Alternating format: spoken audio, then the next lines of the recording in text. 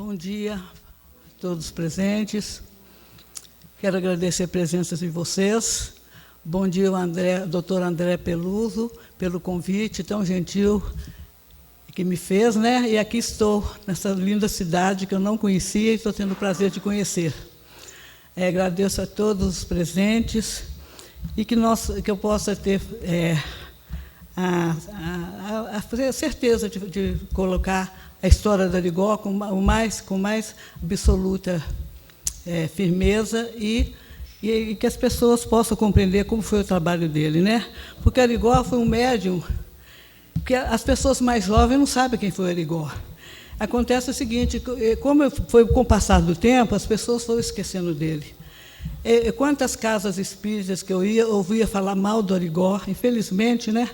Muitos presidentes de centro espírita, e o que eu fiquei sabendo é que muitos, ao chegarem no plano espiritual, vão procurar o Arigó para pedir perdão, porque tomaram conhecimento da importância que foi o trabalho dele. Que não foi um trabalho qualquer, foi um trabalho para chamar atenção. Na época precisava do fenômeno, né? Ninguém acreditava em espiritismo, principalmente o brasileiro. O Brasil era extremamente católico. Então precisou do fenômeno para chamar atenção, né? Então, por isso, aquelas cirurgias que ele fazia. E resolvi escrever 2 livros sobre ele. O primeiro foi esse aqui, Arigó, o 13º Profeta. Por que esse título? O Arigó, o 13º Profeta, porque o Aleijadinho, as maiores obras do Aleijadinho estão em Congonhas, né, que é a cidade que o Arigó nasceu. E o Aleijadinho fez os 12 profetas em Pedra Sabão.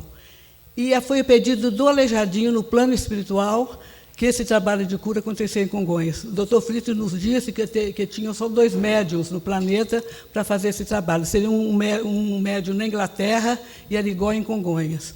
Então, foi a pedido do Aleijadinho, no plano espiritual, que foi feito em Congonhas esse trabalho. E aí o Aleijadinho reuniu lá com os espíritos superiores e formaram uma equipe de 16 médicos espirituais para fazer esse trabalho. Mas tinha o ginecologista Dr. Takahasha, que ele fazia parte de ginecologia, tinha o oftalmo da equipe, que era o Dr. Charles Perry, o Dr. Frito ele cuidava de tumores e câncer, cada um tinha sua especialidade. Mas só o Dr. Frito atuava através do Arigó, os outros só participavam, mas sem manifestar, né?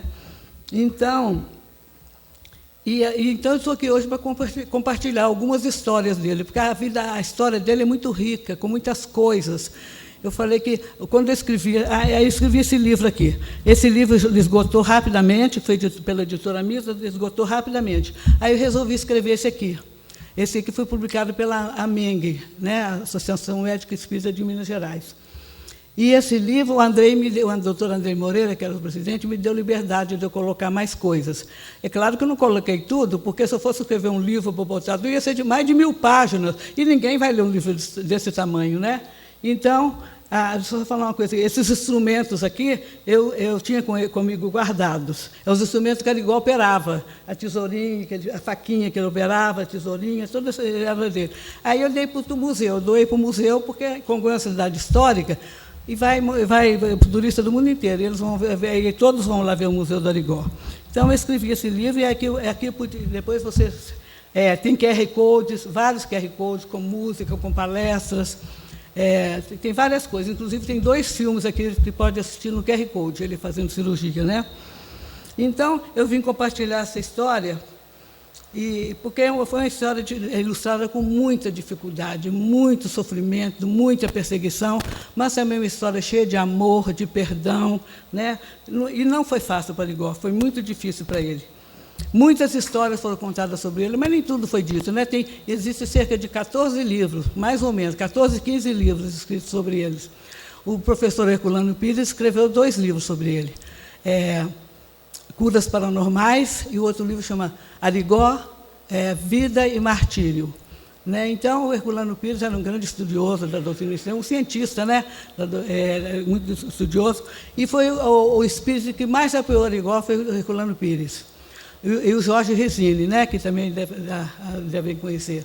O Jorge Resine é um jornalista, ele fazia palestras para o mundo inteiro sobre Arigó. Ia para a Europa, fazia palestras lá. Então, através dessas palestras, né, o povo foi conhecendo Arigó. E essa história não foi uma história que eu ouvi contar, foi uma história da qual eu participei como personagem, né? Porque eu comecei a ajudá-lo com 10 anos de idade, eu tinha 10 anos, e parou quando ele desencarnou, eu estava com 23 anos. Então, eu vivi bastante tempo ali dentro daquele centro. E eu falar do trabalho dele, eu me emociono muito, né? Porque eu revivo tudo aquilo. Vem tudo na minha mente, é uma emoção muito grande. Eu sinto uma grande alegria de fazer isso. Eu comecei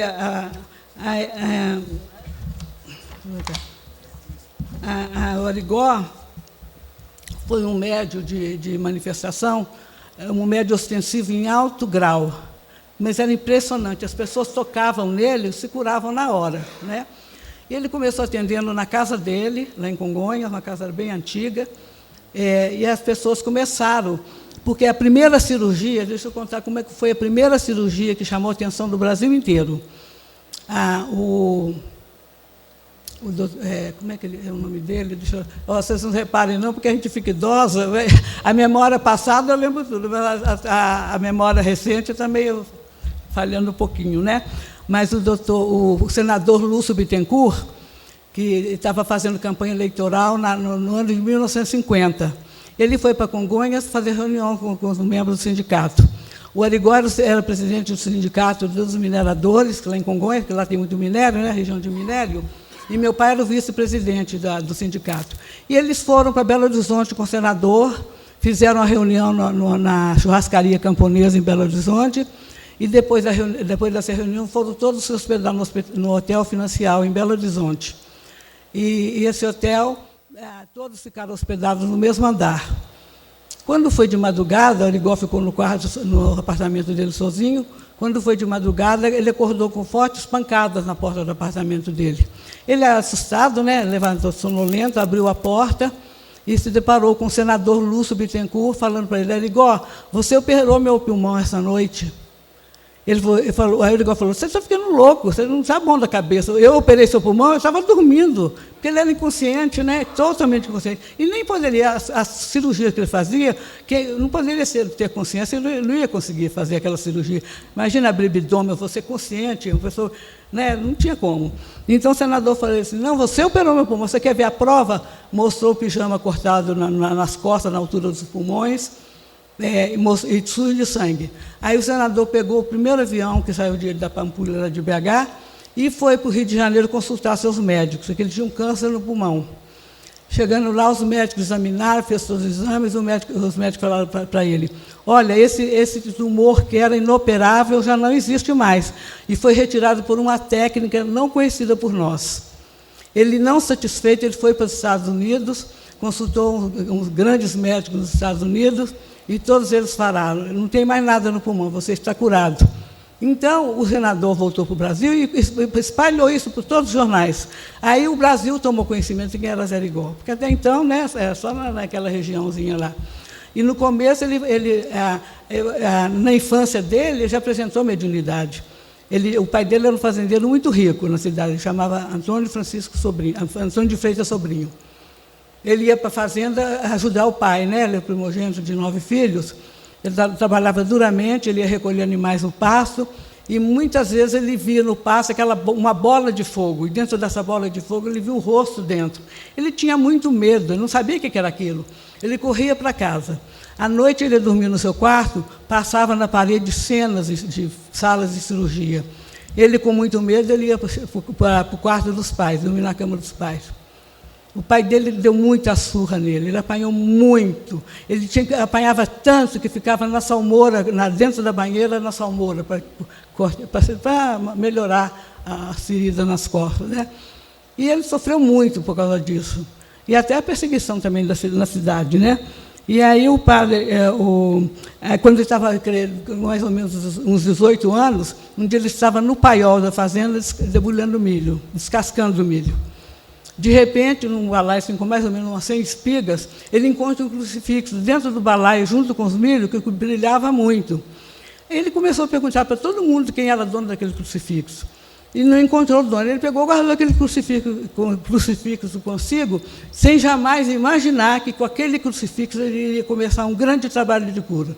É lógico que, para nós espíritas, não precisa de um amuleto, né? Para ele foi um amuleto, mas não precisa de nada material para curar, né? Porque são os espíritos que curam, mas para ele precisou, porque ele era extremamente católico. Então, ele começou a curar as pessoas, aí foi espalhando na cidade, as pessoas iam na casa dele.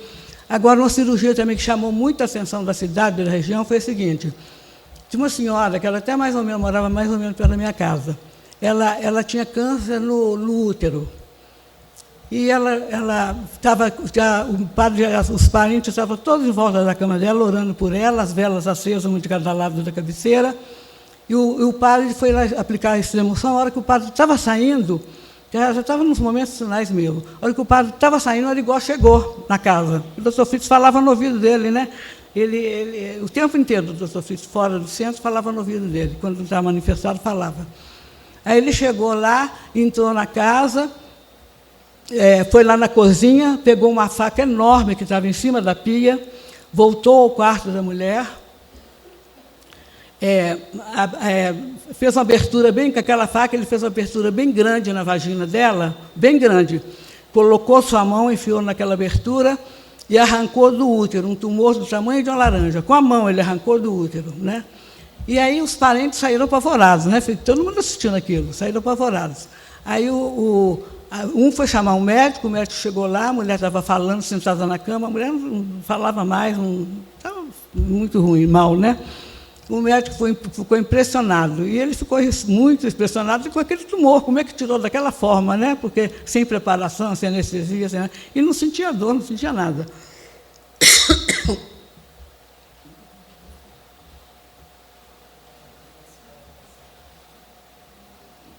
Acho que dá para ficar aqui, acho que dá. Mais um pouquinho.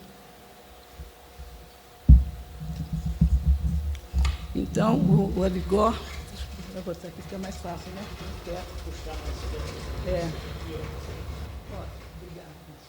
Muito obrigada, está ótimo. E o Arigó fazia aquelas curas, mas não era para exibicionismo, não era para exibir para as pessoas, era necessidade da época, porque ninguém acreditava em espiritismo naquela época. O clero comandava comandava o povo brasileiro. Tudo as ordens eram do clero, principalmente Congonhas, que era uma cidade extremamente católica, com 2 seminários, que era não tinha um espírita na cidade. Nem o Arigó nunca tinha ouvido falar de espiritismo na vida dele. Meu pai chega em Congonhas, que ele morava em Nova Lima, porque eu nasci em Congonhas. Chega em Congonhas, alugou um lote do lado da casa dele para plantar tomate para complementar a renda de aposentado. Ele ficou tuberculoso na mina do Morro Velho, em Nova Lima, e foi para Congonhas. Chegou em Congonhas, foi curado da tuberculose. Assim que ele chegou, o doutor Fritz curou. E aí eles ficaram amigos, e meu pai ajudou desde o primeiro dia. E aí é muita gente. E essa senhora, aí essa cirurgia dessa senhora lá com câncer no útero chamou a atenção da cidade inteira. Então foi aumentando aquelas filas na casa dele, e os padres imploravam que ele não cedesse às súplicas. Mas não havia jeito, né? Ela tinha que ser, não tinha como evitar aquilo, né?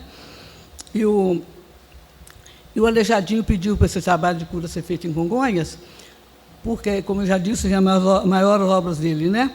E meu pai ajudou, e ele ia com muito prazer para aquele trabalho. E eu, quando eu estava fazendo o curso primário, eu estava no grupo escolar Barão de Congonhas, terminava a aula, eu estudava de manhã, terminava a aula, eu ia para casa, almoçava, a minha mãe fazia a marmita do meu pai, eu ia levar no centro, na casa do Arigó ainda, que ele ainda não estava na casa. Eu levava a marmita na casa dele e para o meu pai. E chegava lá e eu ficava encantada com aquelas curas. Meu Deus, era emocionante demais. Eu queria ficar lá ajudando. Aí o doutor Fritz me disse assim, eu perguntei, doutor Fritz, eu posso vir ajudar aqui de tarde, né? Porque de manhã não dava. Ele falou assim, ele me chamava de Pitucha. Minha Pitucha, você pode ajudar sim, mas você vai ajudar quando você fizer 10 anos. Né? E aí eu estava menor, e quando eu não vi a hora de fazer 10 anos para ir ajudar. Quando eu fiz 10 anos, eu fui toda feliz lá na casa dele. Doutor, eu estou fazendo 10 anos hoje, dia 31 de outubro. Aí ele falou assim, eu fiquei toda feliz, aí ele falou assim, você pode começar, mas comece por essas cartas. Se vinha sacolas, sacos de cartas do mundo inteiro, né? Já vinham com os envelopes selados para resposta. Depois do atendimento, eu fazia aquela relação enorme com o nome, idade das pessoas, uma relação bem grande. Ia lá, o doutor Fitz, depois do atendimento, eu ia lendo os nomes para ele, ele escrevia a receita, essas receitas eram datilografadas, porque nenhum farmacêutico entendeu a letra do Arigó. Era totalmente ilegível. Ninguém entendia, então tinha que datilografar. Esse trabalho eu fazia lá também. Então, foi assim que começou. As pessoas começaram... eu vou contar uma história também que aconteceu lá na casa dele. Um dia, chegou um médico lá na casa dele e ficou no salão, porque tinha um quarto, que era um quarto, era um dormitório, que ele adaptou a sala de atendimento. E tinha um salão grande. Aí o médico chegou, ficou lá no cantinho da sala observando. Esse médico foi amando da Associação Médica do Rio de Janeiro, ele participava da Associação Médica. E eles queriam acabar com o trabalho do Arigó, não só os padres, os médicos também, né? Porque tiravam os clientes deles, né? Os pacientes deles. Então, esse médico lá no cantinho, o Papudo, que é tanta coisa para falar, o Papudo era um pigmeu africano, e ele era responsável pela segurança do centro. Ele chefiava um grupo de 600 espíritos para fazer a segurança do centro. E o Papudo avisou para o doutor Fitz que esse médico estava lá, né, para pegar provas para incriminar o Arigó.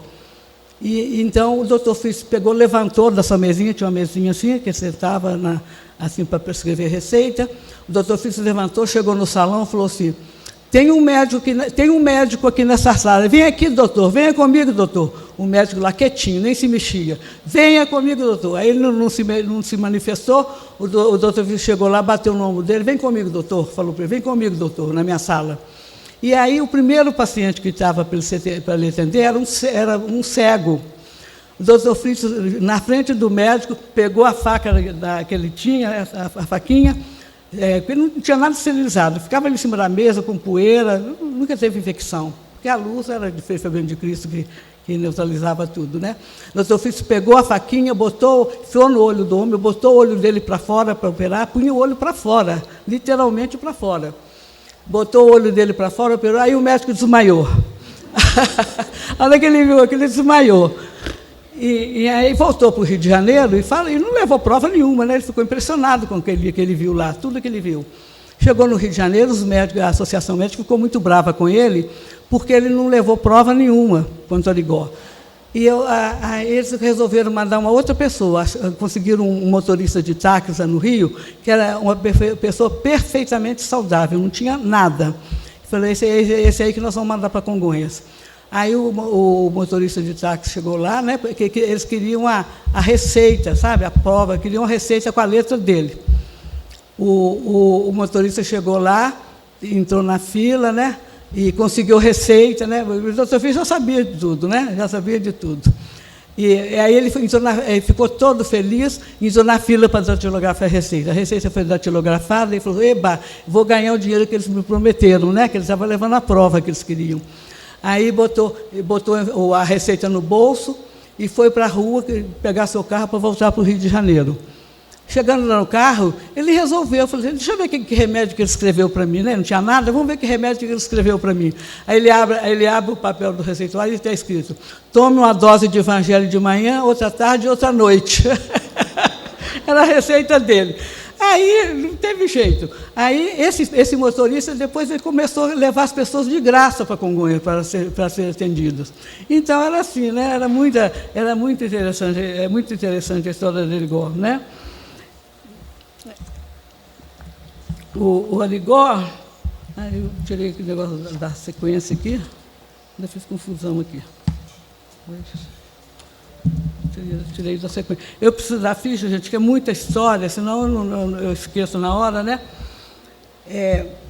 O início da mediunidade dele já contei, né?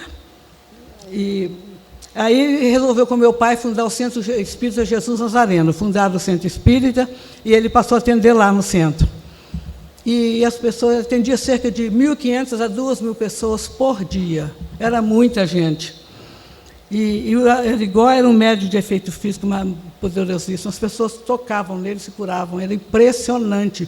As pessoas levantaram da cadeira de roda na rua, né? Eu vou contar uma história também que me emocionou muito, que foi uma cura feita na rua. Um dia, lá no centro, ele parava meio-dia para almoçar. Ele atendia das 6 ao meio-dia, parava para o almoço, 1h30, ele voltava e atendia até 9 horas da noite. até 9 horas da noite, e fazia um pequeno descanso, comia alguma coisa e ia curar os leprosos no meio do mato. Naquela época tinha muitos leprosos. Aqueles ônibus cheios de leprosos, caminhões, e o vigário da cidade proibiu dos leprosos entrar na cidade, disse que ia botar a população em risco, né, de contaminação. Então, o que o Arigó fez? Ele atendia no sítio esses leprosos, e aí ia direto para o sítio. Arigó atendia até 9 horas da noite, como eu acabei de falar, comia alguma coisa e ia lá para o sítio a curar os leprosos. Ele curava os leprosos só com a imposição de mãos. Ele botava no meio do mato os leprosos lá, ele punha a mão na cabeça dos leprosos e as feridas cicatrizavam na hora. Quantos e quantos leprosos ele curou? Então, era muito... aí essa fama dele foi crescendo cada vez mais, né? Ultrapassou as divisas de Minas, as fronteiras, os mais longínquos países, né? E ia muita gente de estrangeiro também, muita gente.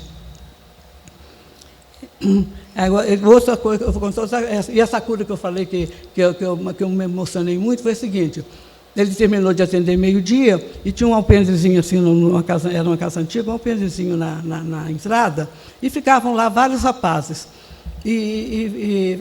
Ficavam lá conversando, né, não tinha o que fazer. Um deles era o Vanderlei. Ele só tocava no conjunto e cantava, né, que Vanderlei, mais tarde, recebeu o nome de Vando. Vocês lembram do cantor Vando, né? Ele morava em Congonhas, era meu vizinho lá em Congonhas. E o Vando, inclusive, estava lá também sentado junto com os rapazes. Aí chegou a mulher desesperada com a criança no colo. O Arigó, é aqui que é o centro do Arigó, eu preciso falar com ele urgente. Aí o Vando falou: olha, o Arigó ele acabou de sair para almoçar, ele volta daqui a pouco, mas a moça que ajuda ela está ali no restaurante, tinha um restaurante perto do centro. Eu fui lá fazer um lanche, tinha dia que tinha tanta gente que não tinha condição de eu almoçar em casa. Então eu comia qualquer coisa, eu voltava do colégio, já tinha roupa lá no centro que eu deixava para tirar o uniforme, e ficava o dia inteiro. Aí, chegando lá o Vando falou para ele: olha, a moça que ajuda ele no restaurante, vai lá e fala com ela, que ela deve saber tudo, os horários, tudo certo, como vai fazer. E a mulher chegou na porta do restaurante com a criança nos braços. Ela gritou na porta do restaurante: quem é Leida? Quem é Leida? Eu vi aquele desespero da mulher, larguei o que eu estava comendo e fui até a porta do restaurante. Ela literalmente jogou a criança nos meus braços. Ela jogou, fez assim. A criança estava toda roxinha, aqui tudo roxinho, né? As unhas roxas. Ela estava realmente assim. Ela falou: meu filho está morrendo, me ajuda. Eu falei: minha senhora, eu não posso fazer nada para a senhora, mas eu vou procurar o Arigó para a senhora. Eu não podia fazer nada, né? Quem era o médico era ele, não era eu. Aí eu joguei para ela de volta a criança, falei: espera que eu vou buscar o Arigó. E saí correndo pela rua fora. E eu falei, tinha um rapaz lá na frente, eu falei: você viu o Arigó? Ele falou: lá na esquina, o jipe dele saindo. Ele tinha um jipe. E aí eu fui correndo pela rua atrás do jipe. Ele, não sei, até então eu não sei se ele me viu pelo retrovisor do jipe, ou se o doutor Fritz falou no ouvido dele. Eu sei que ele parou o jipe, largou ele ligado no meio da rua, alguém depois estacionou para ele, e ele veio comigo de encontro à mulher. Aí, na frente do centro, assim, o piso era de paralelepípedo, né? A rua era calçada de paralelepípedo. A mulher ajoelhou no chão, antes botou a criança que estava desencarnando nos braços do Arigó, e ajoelhou no chão. A mulher: em nome de Deus, cura meu filho, que meu filho está morrendo. Aí o Arigó levantou aquela criança, fechou os olhos, pediu ajuda a Deus. E aí, de repente, a criança fala: mamãe, e a criança estava cega por causa do câncer na cabeça, né? Aí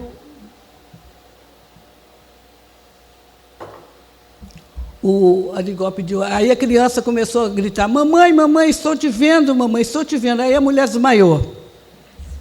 A mulher desmaiou, não esperava que a cura fosse daquela forma, tão rápida, né? A criança estava na UTI na cidade de Barbacena, e o médico avisou para ela que chamasse o marido que trabalhava viajando, porque ela não passaria daquela noite. E por isso que ela foi desesperada para Congonhas, pediu o vizinho que a levasse, o vizinho levou, e ela foi curada na hora, essa criança, câncer na cabeça. Então, era assim, era de uma forma muito intensa as curas. As pessoas passavam perto dele na cadeira de roda e falavam: levanta dessa cadeira e anda. A pessoa levantava e saía andando, né? Eu tenho um dia também, eu vi um rapaz com uma ferida enorme na perna, escorrendo sangue. Ele olhava para a ferida das pessoas, parava de escorrer o sangue. Era um magnetismo muito grande, era um médico de efeito físico que não tinha Eu acho que eu nunca ouvi falar de outro igual. Tem muitos médios de cura, mas igual nunca ouvi falar. Aliás, nunca teve mesmo que os cientistas da NASA disseram que ele foi a 8ª maravilha do mundo, né? Os cientistas que fizeram estudo com ele. Teve um grande estudo da NASA com o Aligó. Então, o tempo foi passando, e agora eu vou contar outra história. Eu vou contar 2 histórias. Uma vez foi um médico lá no centro, ele chegou, um médico de São Paulo, muito famoso. Ele chegou, quando chegou a vez dele, que fazia uma fila assim na parede, que era naquela fila que formava a corrente espiritual, e os espíritos examinavam as pessoas naquela fila. E passava para o doutor Físio o que a pessoa tinha.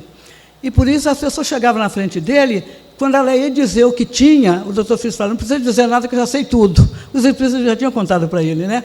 E aí o doutor Fritz fala, já sei tudo, e prescrevia a receita, era muito rápido, ninguém falava nada, era 1 minuto por pessoa no máximo, porque era muita gente, né, 1.500, 2.000 pessoas por dia, não tinha como conversar com as pessoas, não conversava.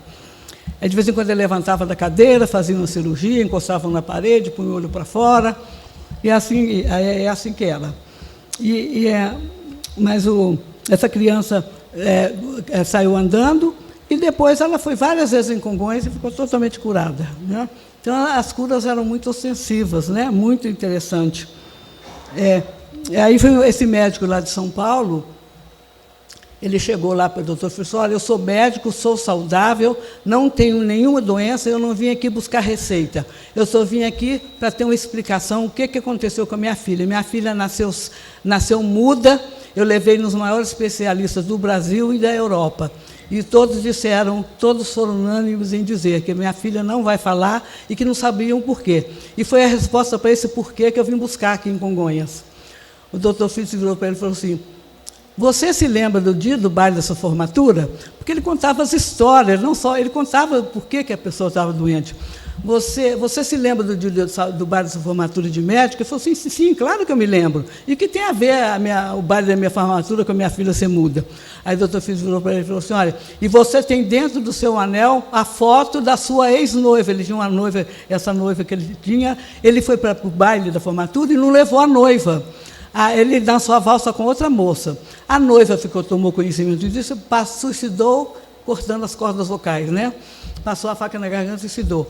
Então, ele falou assim, você agradeça a Deus pela oportunidade de resgate que você está tendo. Ela voltou como sua filha, por isso ela não fala. E não vai falar nessa encarnação, ela não vai, porque é um karma, né? Devia ser bem de ser do espírito, né? Não só do pai, né? Então, era assim que acontecia as curas, né? O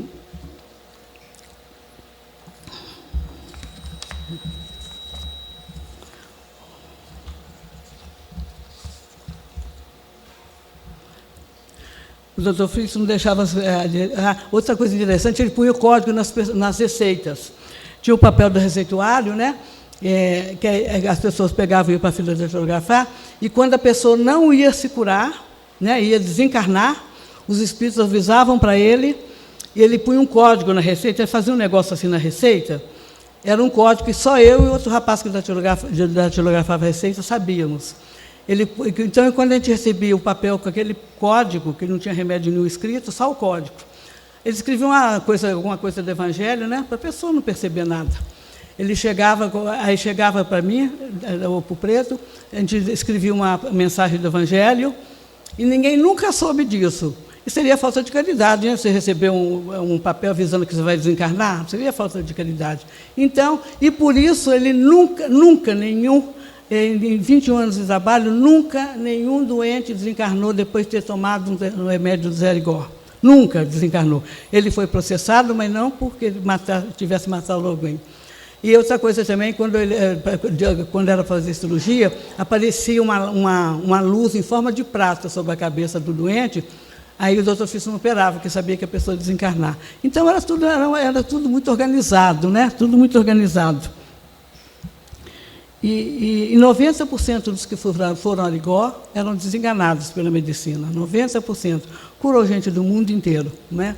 Até o secretário do Papa, Pio XII, mandou de presente para Aligó um terço de cristal, porque o Arigó curou o secretário do Papa. Ele veio de Roma para ir para Congonhas.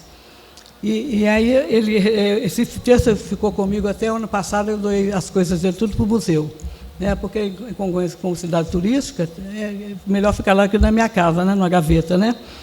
Os meus filhos não vão se interessar por isso.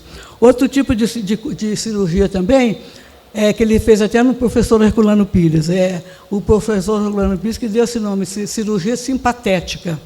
Isso aí foi mais no começo da mediunidade.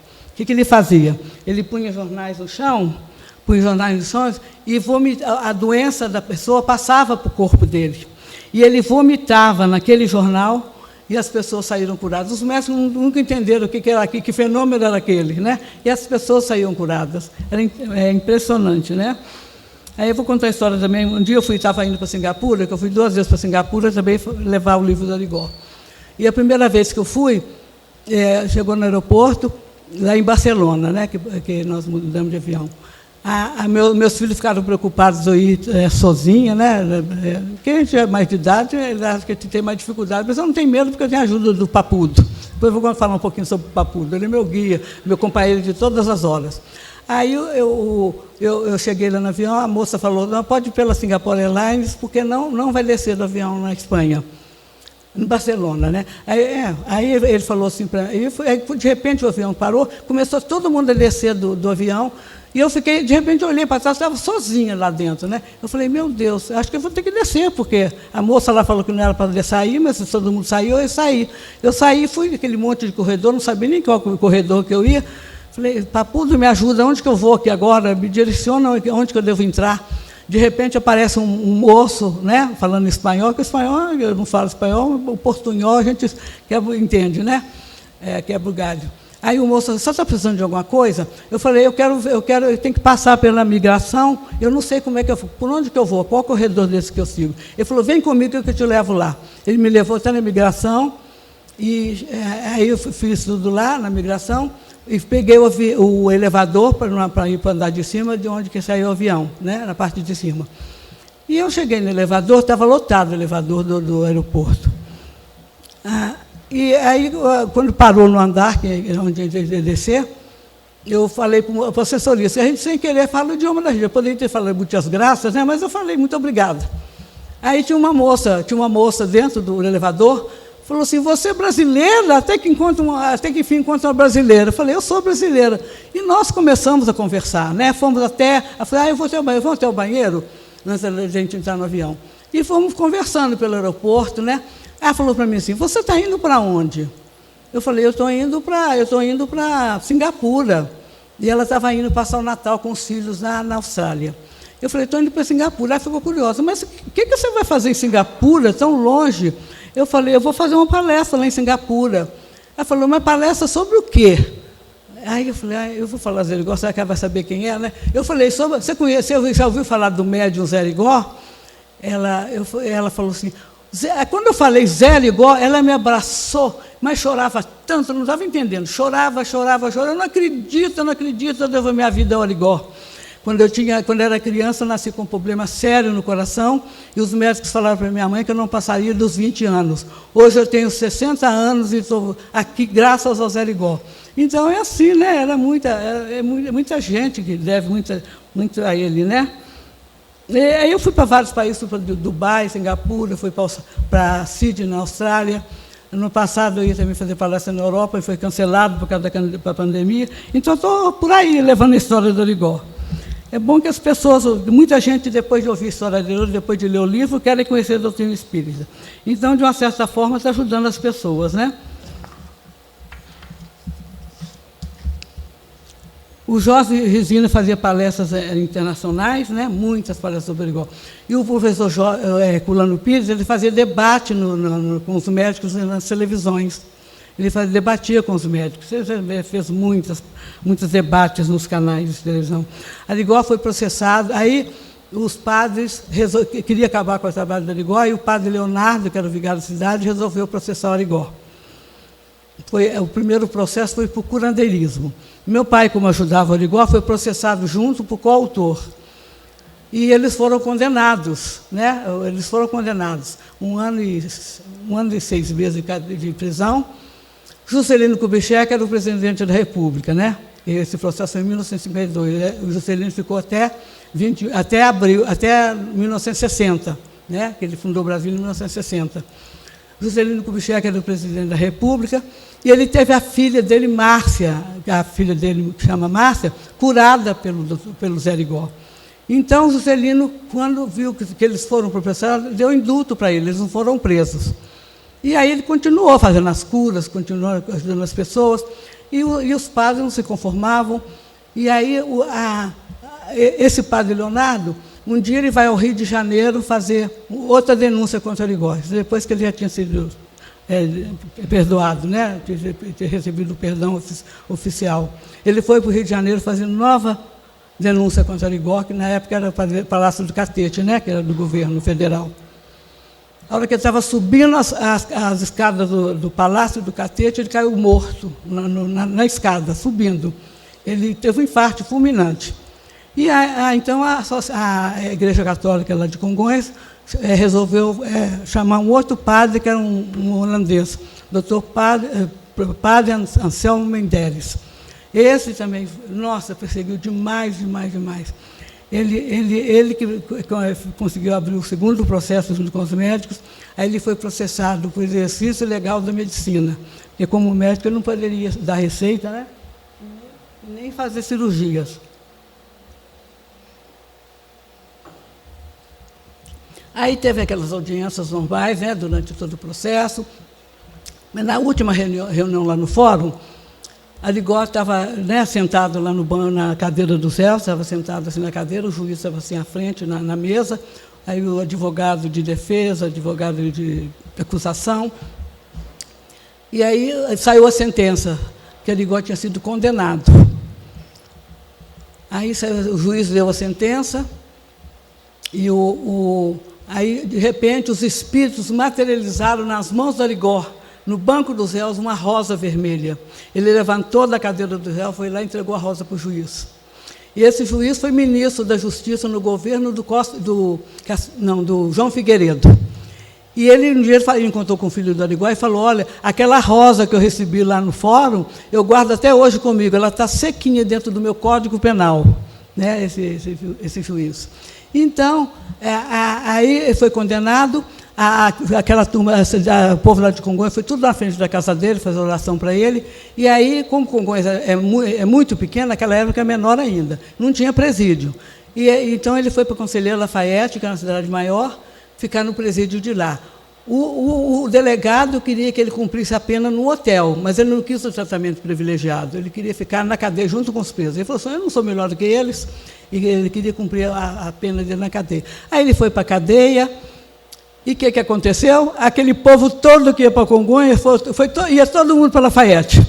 Eu estudava no colégio Nossa Nazaré, que é um colégio de freira que tem perto da cadeia, e como eu passava na frente do colégio todas as manhãs, obrigatoriamente era o caminho. Eu levava o café para ele, chegava lá na cadeia, levava o café para ele, arrumava a cama dele. Vou só contar uma outra historinha assim, no meio, porque senão depois eu esqueço, né? Aí, quando eu ia arrumar a cama dele, eu punha um lençol branquinho na cama, branquinho. No outro dia que eu chegava para arrumar a cama de novo, o lençol estava azulado. Aí, o dia que o Chico Xavier foi lá na cadeia, eu falei: Chico, por que acontece isso? Eu punho um lençol branco, no outro dia o lençol está azul, que negócio que é esse? Ele não estava entendendo. Aí o Chico falou: minha filha, o Arigó tem uma fornalha de energias. Arigó é uma fornalha de energias. Então, por isso que acontece isso com ele. Então, é assim, né? E aí, o que aconteceu? Ele começou a dar receita dentro da cadeia, fazer aquelas filas enormes. A cadeia não tinha mais horário de visita, era o dia inteiro, gente entrando e saindo. Aí eles puseram, ele não ficou na cela, mas eles puseram um quartinho assim para ele, tinha uma cama de um lado do outro e uma mesinha no meio. E ele mandou buscar uma máquina de datilografia em Congonhas, ele mesmo datilografava as receitas dentro da cadeia. E ninguém saía sem receita. Até a mulher do delegado, ele operou de câncer, do delegado. Um dia chegou um repórter da revista Manchete, ele chamava Erco Musco, meu nome é estrangeiro, e ele foi lá para fazer uma reportagem com o Arigó na cadeia. E ele chegou lá e viu o Arigó operando dentro da cadeia, dentro da cela. Aí o Arigó falou para ele, pediu para que ele não publicasse, porque ia comprometer, ele ia atrapalhar no processo criminal, né? Imagina, ele foi preso por causa disso, chega lá e começa a curar as pessoas dentro da cadeia, fazer cirurgia. Então, era o dia inteirinho gente na cadeia. E depois ele foi absolvido, né? Um advogado, um outro advogado foi absolvido, e começou tudo de novo, aquela carreata para Congonhas de novo. Foi tudo, era muita gente. No dia que ele saiu da cadeia, foi a maior festa na cidade, coisa de interior, banda de música, fogos, e ele carregado no colo. Tem uma foto no meu livro dele sendo carregado no colo, na porta da cadeia.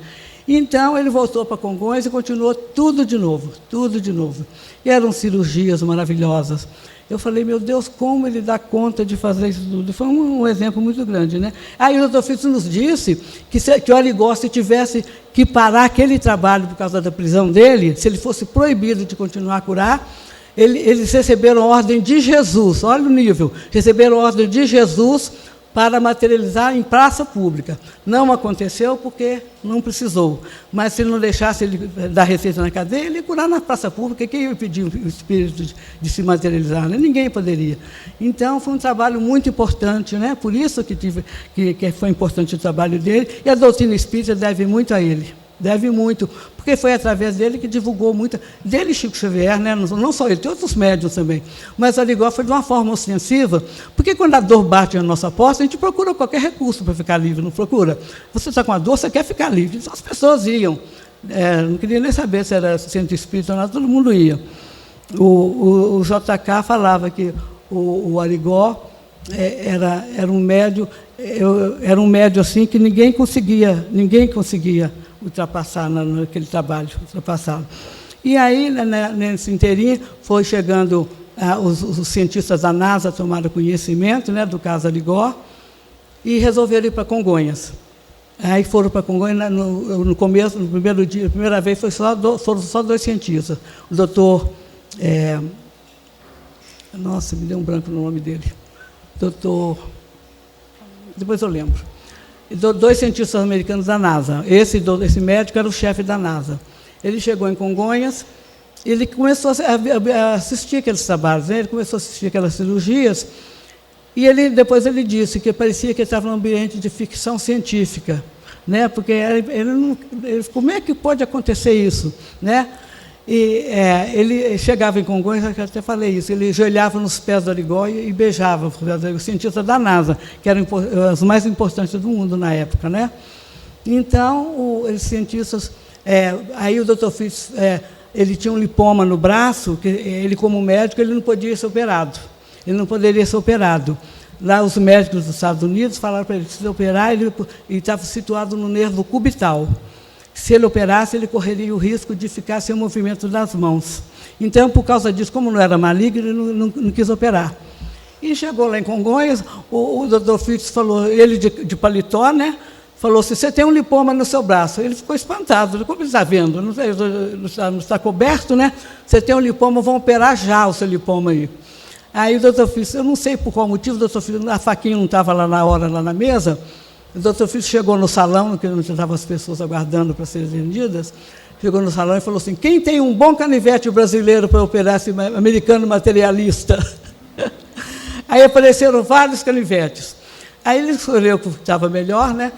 Canivete sujo de fumo, de cortar, descascado de laranja, daquele jeito. Aí chegou lá, pegou a faquinha, passou no lipoma do cientista. Em 5 segundos ele extraiu o lipoma e botou nas mãos dos cientistas. Então, como é que ele ia falar que aquilo era mentira, né? Não tinha como falar. Ele falou, como que a gente não vai acreditar nisso? Ele botou o lipoma dentro de um vidro e levou para os médicos dos Estados Unidos verem. E esse doutor Henry Puharich, era o nome dele, doutor Henry Puharich, voltou depois com uma comissão enorme de médicos e físicos, na maioria, para estudar o caso Arigó. Fizeram uma grande pesquisa sobre Arigó, eles examinavam, no livro tem até uma relação dele, né, dos doentes, quantos Arigó atendia, 90%, 95% dos casos que procuraram Arigó foram atendidos. É claro que a gente sabe que tinha uns que tinham a prova, né, porque já estava na hora, no momento da passagem, então ele não podia, tinha que ser daquela forma, não podia ser curado, né? Agora, tem um caso também, uma vez, que depois do almoço, a gente estava, eu e meu pai, arrumando o centro lá, organizando para quando o Arigó voltasse do almoço, para continuar o atendimento. De repente, caiu um senhor de idade no chão, estava sentado, caiu no chão. Aí nós corremos, eu e meu pai, para socorrer o homem. E meu pai friccionava o coração dele, ele não tinha pulso, fazia massagem no coração dele. Aí o meu pai, eu falei, ai pai, eu vou procurar, vou procurar o Arigó para vir aqui, quem sabe ele, né? Você pensou se o homem saísse morto do centro? O que ia acontecer com ele? Quando ele já curava, era tão perseguido, imagina sair morto do centro alguém. Aí eu corri e não achei o Arigó. Aí o rapaz falou, ele foi lá para o sítio, porque quando ele queria descansar um pouco, era só no sítio, na casa dele não tinha sossego. Era telefonema e gente o dia inteiro atrás dele. E então eu falei, ai meu Deus, como é que vão fazer, né? E naquele tempo de celular não tinha nada, não tinha nem como comunicar com ele. E eu falei, eu vou chamar um médico daqui de Congonhas mesmo, para ir ver o homem, né? Aí chamei o doutor Venceslau Coimbra, que era um médico que morava próximo do centro. Falei, doutor, vamos lá comigo no centro, porque caiu uma pessoa lá, a gente não sabe se já morreu ou se desencarnou. Morreu, né? Porque ele era católico. Aí ele foi comigo, doutor Venceslau. Chegou lá, ele examinou o homem e falou assim, olha, ele já morreu, não tem mais pulso, já morreu. Agora vocês imaginem o aperto que nós passamos, né? O médico examinou, não tem mais jeito. Mas nisso, o Arigó está lá no sítio, o doutor Fritz fala para ele ir para o centro imediatamente. E ele foi correndo para o centro, pegou o seu chifre e foi para o centro. Desceu lá, entrou no centro, e ele era de complexão forte, o Arigó, né? Ele era de complexão forte. Arigó pegou o homem no chão, sentou ele no banco e falou para ele, eu quero que você vá morrer na sua casa, não aqui dentro do centro. O homem levantou e saiu andando no centro, foi morrer lá fora. Aí lá fora, era a hora dele, né? Então, era muita proteção aquele trabalho, muita proteção.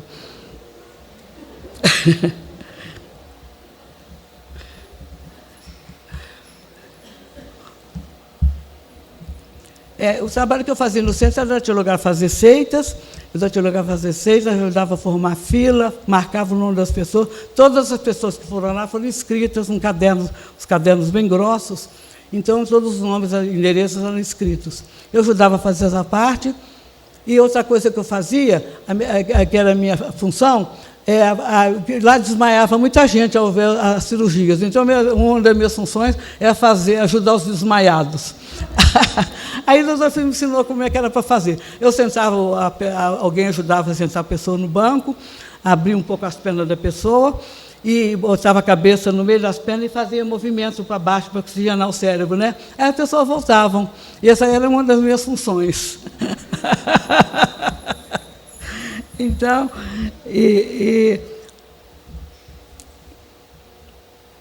a luz verde que o Frei Fabiano jorrava no centro era poderosa. Essa luz fazia a asepsia dos instrumentos, estancava a hemorragia e estancava a hemorragia, asepsia. Nunca teve um caso de infecção. Imagine você cortar as pessoas com uma faca suja de fumo, imagina, né? E os médicos ficavam apavorados com isso, né? E eu tenho um livro pronto do Papudo que ainda está no computador. Eu não pude publicar ainda, que até falei para o doutor André Moreira, que publicou esse livro. Eu pedi para ele falou assim, Elida, agora na pandemia as editoras espíritas são todas falidas. Mas, se Deus quiser, eu vou conseguir alguém para publicar, porque são muitas histórias do Aleijadinho que eu tenho, principalmente nas minhas viagens, né? Eu viajo sozinha, eu não sou mais uma jovem, então não é fácil viajar para o outro lado do mundo, né? Que nem agora me chamaram para ir para Nova Zelândia, lá embaixo, lá do outro lado do mundo. Eu falei, não, mas o Papudo está comigo, eu vou na confiança, eu vou na fé. Eu vou na fé. Um dia eu estava voltando de Singapura, na primeira vez que eu fui, e eu acredito que já estava em solo brasileiro, porque logo chegamos em São Paulo. De repente, começou uma turbulência dentro do avião, o avião chacoalhava, ele subia, descia, ia para um lado, para o outro, mas o povo gritava tanto, até os homens choravam alto, gritando de medo, achando que a gente achava que ia cair o avião, sabe? E aí, eu não gritei, eu vou confessar, eu não gritei porque eu estava tão apavorada, que que ninguém quer desencarnar, né? Ninguém quer ficar sempre aqui. Sempre não, mas fica mais um pouco. Aí chegou lá, aí o meu coração disparou. Tinha uma moça de Belo Horizonte que ela gritava tanto, eu quero ver minha mãe, eu quero ver minha mãe. Faz anos que eu não vejo minha mãe, e gritava e chorava, aquela confusão no avião. E o avião da Singapore Airlines são muito largos os corredores, porque muitas horas de viagem, as pessoas fazem caminhada no corredor do avião, né? E aí, aquelas malas, aqueles compartimentos de mala abrindo na cabeça, caindo na cabeça das pessoas, aquele horror dentro do avião. E a hora que o meu coração disparou, eu falei, acho que eu vou desencarnar do coração, não vai ser nem da queda do avião. De repente, eu escuto, minha pitucha, cadê sua fé? Era o doutor Fito do meu lado, minha pitucha, cadê sua fé? Aí, eu relaxei, eu sabia que eu estava lá. Mas eu estava no meu sentimento, eu acreditava que eu tinha desencarnado, que foi muito forte, né? Muito forte. Quando eu desci do avião e fui pegar as malas, tinha um guarda assim na porta, eu falei assim, eu queria ter certeza se você estava encarnado ou não. Eu falei assim, moço, você está me vendo? Ele falou, a senhora está bem da cabeça? Aí, então eu já sabia que eu tinha morrido. Quando eu estou lá no compartimento das malas, tinha duas moças lá. Ela falou assim, sabe que nós morremos? Eu li um livro do Chico Xavier que diz que a gente não sabe na hora que morreu. Será que nós morremos? Falei, então não sou eu que estou com essa pensando nesse sentimento. E aí chegou, aí meu filho foi me buscar no aeroporto de Viracopos, lá do, como é que chama ele? Guarulhos. E aí meu filho, o Alexandre, foi me buscar lá. Eu falei, Alexandre, você está me vendo, filho? Mãe, claro, você está doida da cabeça, você não está bem da cabeça, eu vou te levar numa médium lá que tinha no centro, eu vou te levar lá, eu vou ligar para ela. Eu falei, não, deixa ficar, vou esperar até amanhã. Aí, no outro dia, eu conheci bem. Ai, meu Deus do céu. Deixa eu ver se tem mais uma história aqui para contar.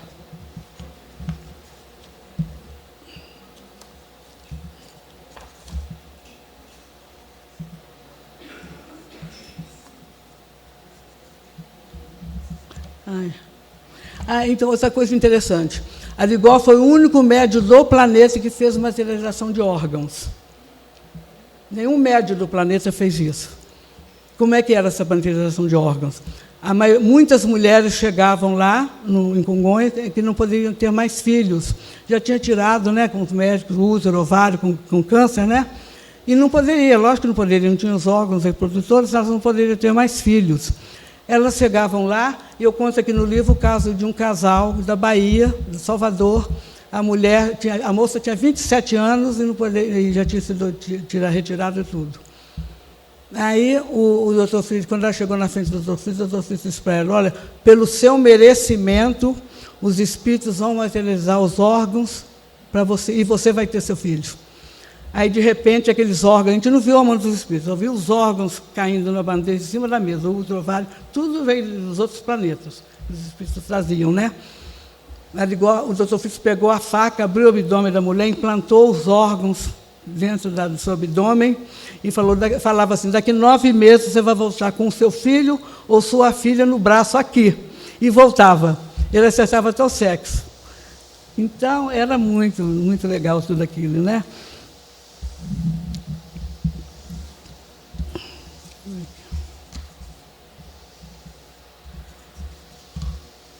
Tirei da ordem. Agora, o doutor Arileques, ele falou muito sobre Arigó. O doutor Arileques foi o fundador da AME São Paulo, né? Era um médico, e ele disse, esse aqui eu vou ter que ler, porque eu não vou gravar, eu não gravei isso. O doutor Arileques disse no livro dele, ele escreveu um livro, ele escreveu, Arigó não veio para ser um curador a mais, porém para chocar e traumatizar os homens da ciência e do povo, chamando a atenção para os poderes do espírito, bem como para a comunicabilidade com os espíritos. O Dr. George Mick, que era um cientista famoso nos Estados Unidos, e junto com mais 14 cientistas, escreveram sobre Arigó e falaram, nenhuma apresentação de curandeirismo no planeta seria representativa se não incluísse o nome do brasileiro José Arigó, que foi a referência de trabalho assim, o mundo inteiro, né? E ele falou que foi o mais poderoso médium encontrado nas nossas pesquisas. Ele foi considerado pelos cientistas americanos a oitava maravilha, né, por causa de tudo que ele fazia. E o capítulo cientista americano é muito grande, tem muitas coisas, mas não dá para falar, né? Numa palestra não dá para contar tudo. Então, é isso aí. E Arigó desencarnou no dia 11 de janeiro de 1971. Ele sabia que ele ia desencarnar cedo. Um dia ele estava em Belo Horizonte, ele foi fazer alguma coisa em Belo Horizonte, e chegando lá, ele estava passando na avenida lá, na frente de um hotel, e o presidente Costa e Silva estava saindo desse hotel, ele e a dona Yolanda, que era a esposa dele, né? Aí o presidente falou assim, Arigó, você, o Arigó, reconheceu ele? Vem aqui, Arigó, eu quero te dar um abraço. Aí o Arigó abraçou o presidente, né, o Costa e Silva. A dona Yolanda, que prazer, Arigó, te conhecer, eu tinha muita vontade de te conhecer.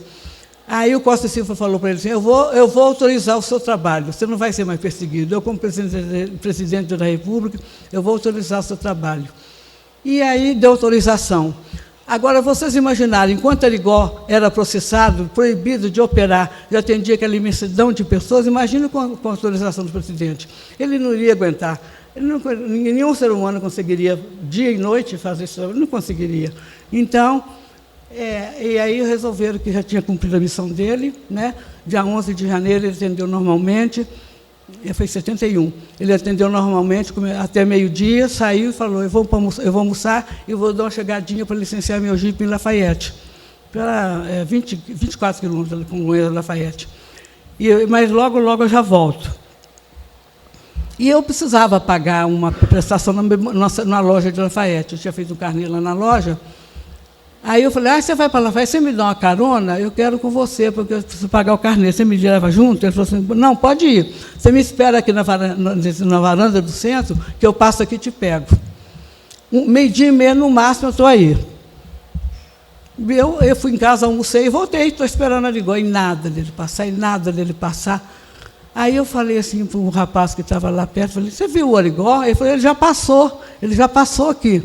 Mas eu fiquei tão brava, né, que me deixou, né, não me levou. Aí chega lá, aí daí a pouco eu volto para casa, eu volto para casa, porque aí eu ouço no rádio, morreu Zé Arigó. Nossa, aquilo caiu como uma bomba, né? Ninguém queria acreditar, a cidade não acreditava no que acontecia. Aí começou aquele mundo de gente chegando em Congonhas. O Roberto Carlos foi com a Anice, né? Com a Anice, ela está até grávida da Luciana. Aí tiveram que fazer o cordão de isolamento, porque igual o Roberto Carlos estava no auge da fama dele, né? Fizeram isolamento e ele conseguiu ir até o velório nas casas, né, naquela época. Todo mundo o velório na casa e depois saiu o enterro, saía para o enterro, passava na igreja para o padre fazer as orações lá, né, para os mortos. E no dia que o Arigó desencarnou, as portas das igrejas foram todas lacradas. Eles não deixaram o corpo do Arigó passar na igreja.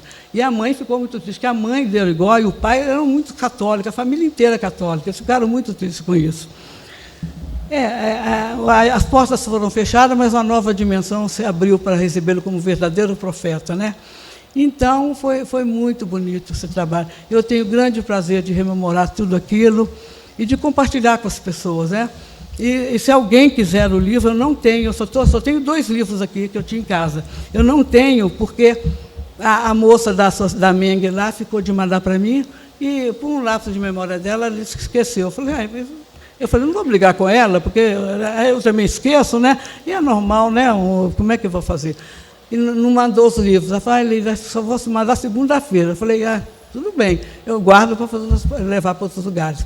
Mas se alguém quiser, é só entrar no site da Meng e pedir que eles mandam, tá? Eles mandam um livro, então podem pedir. Então é isso aí, né? Eu acho que eu dei mais ou menos o recado, mais ou menos. Eu sinto uma grande alegria de fazer isso, dividir com vocês. E a minha gratidão por vocês terem paciência de me ouvir. Gratidão a todos, viu? Muita gratidão a todos. e até qualquer hora, né? Se Deus quiser.